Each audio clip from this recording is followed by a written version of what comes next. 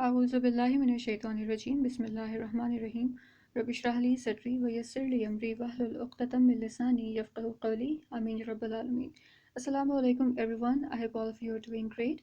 Today inshallah we are going to cover the 16th lesson in catch-up series, in which we are going to study the grammatical gender of an ism, which is actually the third characteristic of an ism. Now notice how I said grammatical gender and not just gender. Alright, and we are going to get the concept of why I said that. So without further ado, let's get on with it. As you can see, it's a very simple slide, and of course, like always, we are going to cover it in sections. First of all, what do we see here? We see that an ism has four properties. Or simply we could say that there are four kinds of information that an ism gives us. Okay, so we can tell its i'rab just by looking at it. What are i'rab? Rafa, nasab, and jar forms. We can tell its status just by looking at it, whether it's marfa or nakra.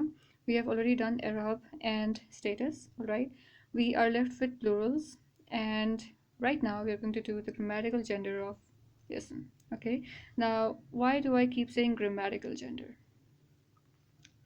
All right, so first of all, let's see what happens in English. In English, we have two genders, of course, masculine and feminine.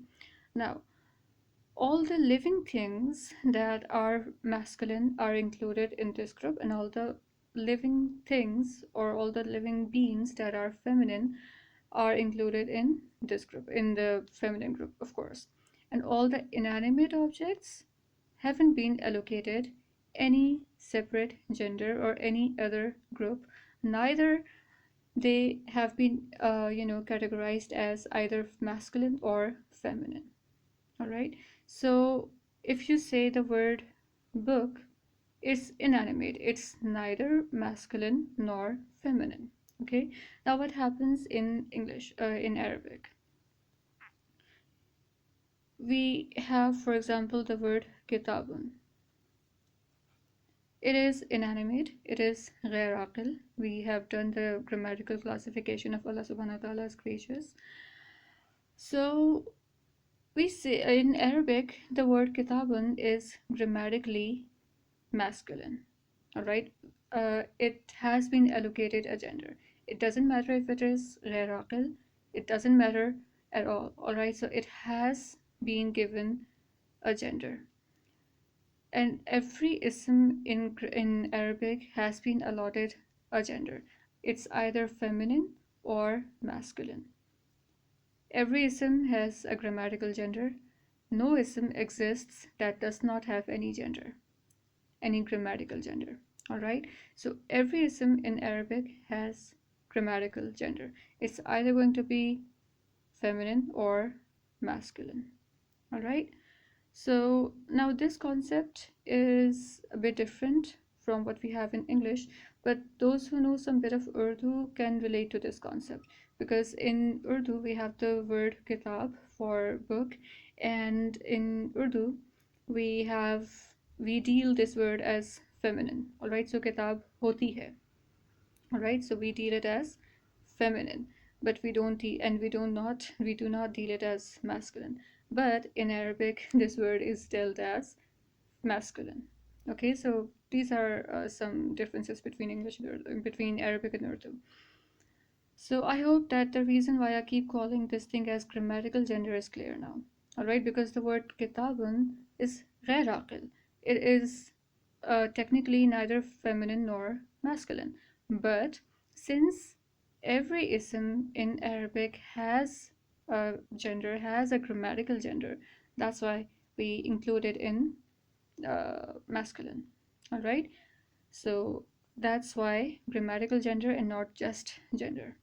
Alright, now as you can see that I made an arrow here, that there are 5 reasons for an ism to be grammatically feminine. Alright, and this is what we are going to cover in this lesson. Alright, so let's get on with it. Alright, so an ism, whether aqil or ghair aqil, is going to be grammatically feminine if it is an actual feminine, actual female. Alright, so if you have an aqil that is actually feminine, such as a girl or a woman, all right, or and not just aqil asma. Even if you have a ghair aqil ism, for example, the animal, all the female animals are actually included in this group, okay, because they're actually feminine, all right. So anything that is actually feminine is obviously going to fall in this group, all right. Next we have uh, some words that have tags, or you could say that they have some certain symbols or signs uh, with the help of which we can consider them as feminine, all right, and we're going to cover in detail. As you can see, it's over here. All right, so if a word ends, or rather if an ism ends with a round ta, which is called ta marbuta, or this alif hamza combo, or this alif maksura. Now, all of these have separate names, and we are going to cover these. They are going to be dealt as feminine as well. Then there are certain synonyms. They are also considered as grammatically feminine. Then Jama Mukassar. Now, I know it keeps cropping up everywhere. We haven't yet done Jama Mukassar, and we are going to touch on it shortly. But there is just one thing that I want you to remember at this moment, and as I mentioned in the previous lesson as well, Jama Mukassar is something that is considered to be feminine, especially of the Ghair Aqil Asma. Alright, we're going to touch on it, so don't worry if you don't see anything here right now. And of course, we have the Arab discretion. It simply means that every language has its own rules, whether they seem logical or illogical. But since in English, for example, but is but put is put, right? We are not going to call this but, and we are not going to call it as but, all right? So same rule applies here. In English, since we don't have a problem with this, I don't think we're going to have any problem with this thing as well. All right, so it's Arab discretion. It's the Arabic idiosyncrasies, if you might. Okay, so that's what. So let's address all of these individually. Quite obvious. So we have all the feminine or female animals here. We have female jinns over here. We have female human beings over here. All right. So that's what. All the actual feminines fall under this group, obviously.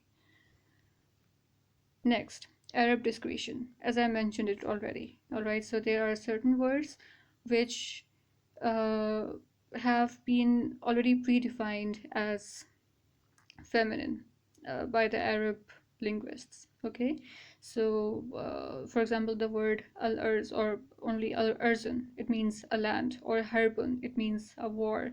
So all of these words have been decided or pre-decided by the Arab linguists to be feminine. And just as I said, that as we do not have any problem with certain words in English, so of course we are going to adopt very easily to this rule as well. Okay, so Arab discretion. Certain words are there, and this is something that you're going to come up with. You are going to, get these words, get familiar with these words as you keep on with your consultations, and that's all. Keep on reading, and you will gradually come across all these words. So don't worry, and there's no need to cram. Okay, next. Yes, Jama Mukassir. All right. Now, this is something that we have already covered in the previous lesson, where I told you that all the creatures have been divided into akil and ghair akil, and what is the significance of this division. Okay, we are not going to get into that discussion over here, but we are going to revise this point. It simply says that the ism is, if the ism is ghair aqil and we have its jama mukassir, it's going to be always grammatically feminine. All right, so for example, all right, kitabun is masculine, right? But its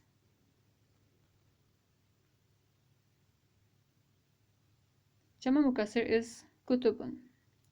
So jama mukassir of ghair aqil ism is grammatically feminine. So the word kutubun is actually dealt as feminine. Okay, now what is Jama Mukassar exactly? So you see, in English, we have two ways of making plurals.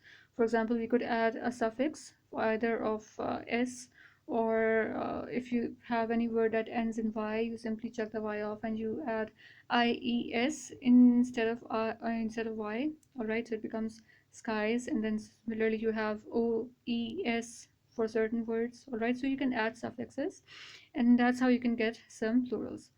On the other hand, you have the word tooth, which becomes teeth. You don't say tooths, right? Similarly, you don't say foots, you say feet.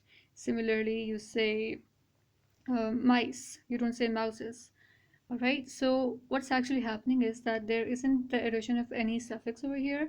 You are only changing the skeletal makeover of the main word. All right, so that's how you come across a new plural. Okay, similarly, we have the word children and not childs. Okay, so that's what. So uh, we also have a similar manner of making plurals in Arabic, and that kind of plural is called Jama Mukassar. All right, so where you don't have, or where you don't add any suffix, you simply give the root word a skeletal makeover, and that's how you get the Jama Mukassar. Okay, so whenever you come across a Jama Mukassar, for example, Kutubun, all right, and it is Ghair Aqil, you treat it as feminine. All right. However, if you have a word which is aqil and you come across its Jama Mukassir, you treat it as masculine, and it can also be treated as feminine, grammatically feminine. For example, I gave this example in the previous lesson as well, that if you have the word, for example, rasulun, this is masculine, all right, and it is aqil. Okay, its Jama Mukassir is rusulun. Okay, rusulun. All right. Now this is Jama Mukassir. Okay, and it is aqil. So this word can be treated grammatically as masculine as well as feminine, and it has been used or dealt as feminine in the third juz, where Allah Subhanahu wa Taala says Tilka Rusul. Okay, Tilka is the word which is used to point towards uh, Tilka Rusul, which is used to point towards the asma that are grammatically feminine. Okay, so Rusulu. Okay, so that's what. So I hope that this Jama Mukassar business is clear to you now. Okay, next. There are certain synonyms, or rather, there are synonyms of certain words that are grammatically dealt as feminine. And what do we have? We have, if there is any word that means fire, it is going to be dealt as feminine. If it is going to be any word that means wine, all right, then that is going to be dealt as feminine. All the words that have the meaning of air are going to be dealt as grammatically feminine. And all the paired body organs are treated as grammatically feminine. So, two hands, all right, so they are grammatically feminine. Feet, hands, eyes, all right, very common examples. So, this is what.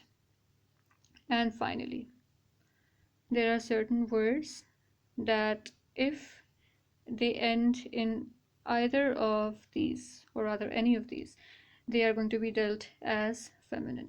Now, most of the asma that you see ending in ta marbuta, this is called ta marbuta, or simply the round ta, they are going to be feminine, grammatically feminine, of course. Okay, so for example, if you have the word jannatun, jannatun, okay, it is ending in this round ta, so it's going to be considered as feminine.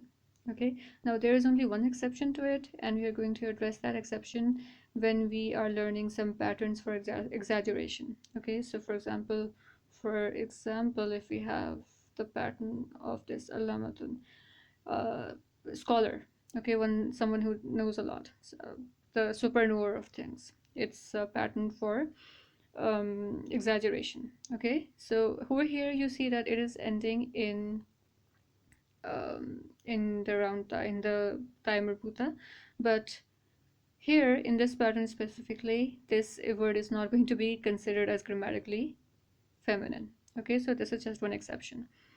Those who know Urdu or they might be aware of this word, Allama Iqbal. All right, so that's where it comes from. Okay, next. This is called Alif Mamduda, and this is called Alif Maksura. Okay, so we have this Ya over here, and the word and the letter right behind Ya is going to carry zabar. And then this is called Alif Mamduda and Alif Maksura.